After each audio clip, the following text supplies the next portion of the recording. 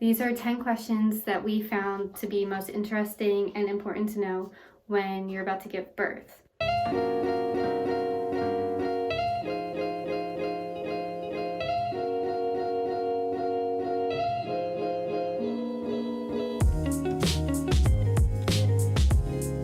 The first question is, did you get an epidural or pain meds?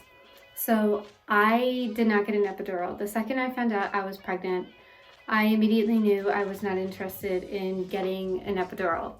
However, with Stella, I did get IV meds. I'm not sure the name of it, but it's basically a sedative.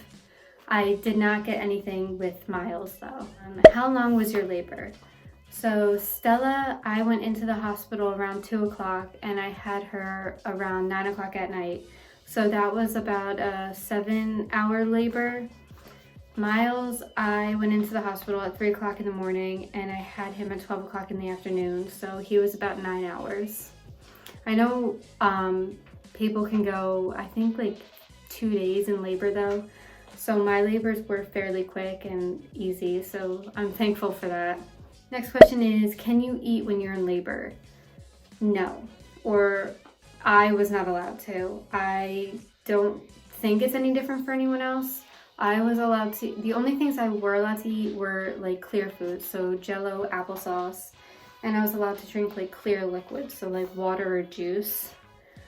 So if you have a long labor, you're going to be hungry. With Miles, since it was 3 o'clock in the afternoon and I had him at 12, it was 3 o'clock in the morning and I had him at 12 o'clock in the afternoon, I was starving. I was so over it. I was done. I was tired. I was hungry.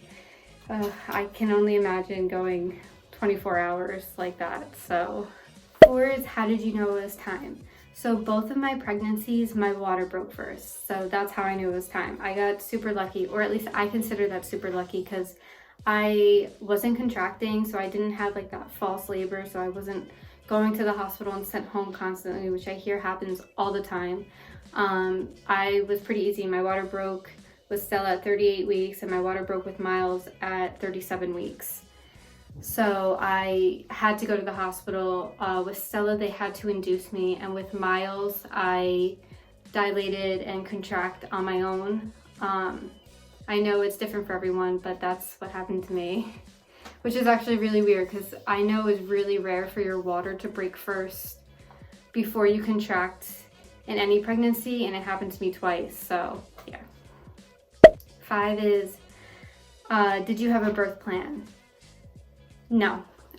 With Stella, she was my first baby. I didn't want to expect too much. I didn't know what to expect, and I didn't want to get my hopes up, so I just kind of went with the flow. The only thing I did request is I didn't want an epidural.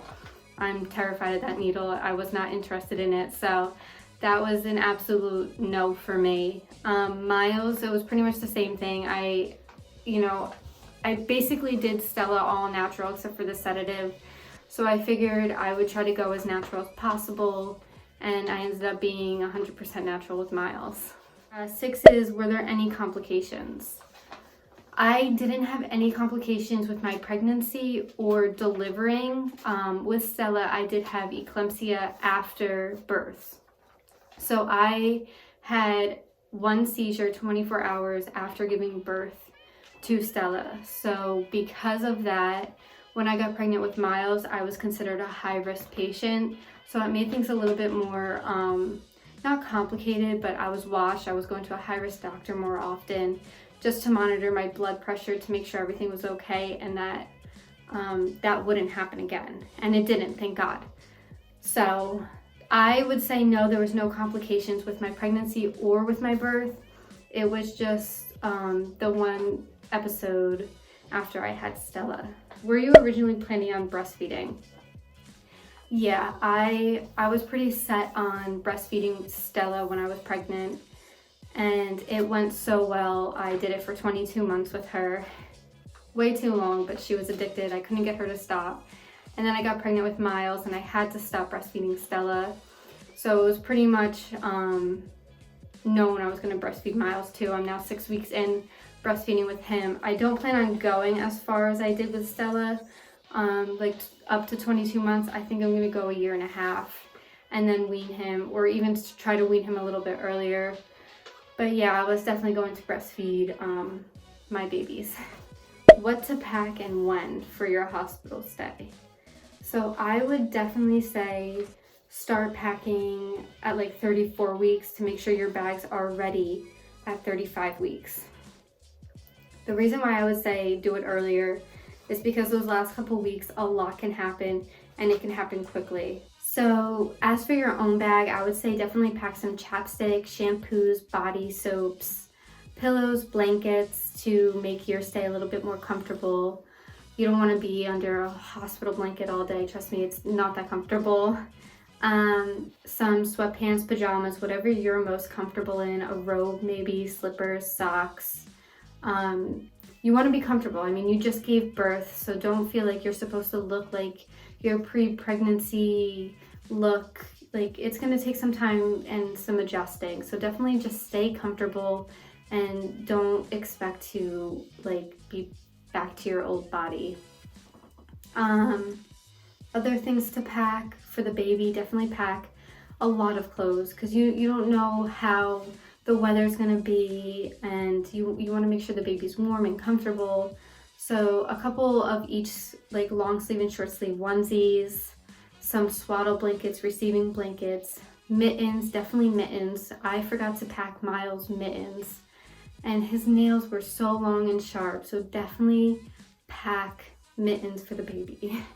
Maybe an extra pacifier, and baby wipes. For some reason, the hospital that I delivered Miles at didn't have baby wipes. It was the weirdest thing ever. So just bring, extra baby wipes, maybe even some diapers. So yeah, if you pack all that stuff, you should be good. I'm probably forgetting things too, so you can make a checklist or even look up checklists to help you remember things. Get your bags packed by 35 weeks so you can just grab them and run to the hospital if you need to. Our next question is, were you scared? Yes, I was terrified with both Stella and Miles. I mean, I guarantee you, no matter how many babies you have, you are going to be scared every single time. I mean, you're literally going into a hospital to bring your baby into the world. It's so nerve-wracking and exciting, and it's terrifying. So if you weren't scared, that would be scarier. So yeah, as far as recovery, I was super lucky. I had a simple and easy and quick recovery. Both of my postpartum visits, I was completely fine and healed and approved to do whatever I needed to do or wanted to do. So that was really fortunate for me. So yeah, that's basically all the questions we wanted to answer for you guys. So if you have any more, you can definitely comment down below or on our Instagram, and I will try to do another, maybe a pregnancy Q&A in the future. If you guys like this, give a thumbs up, subscribe, and thank you guys so much for watching.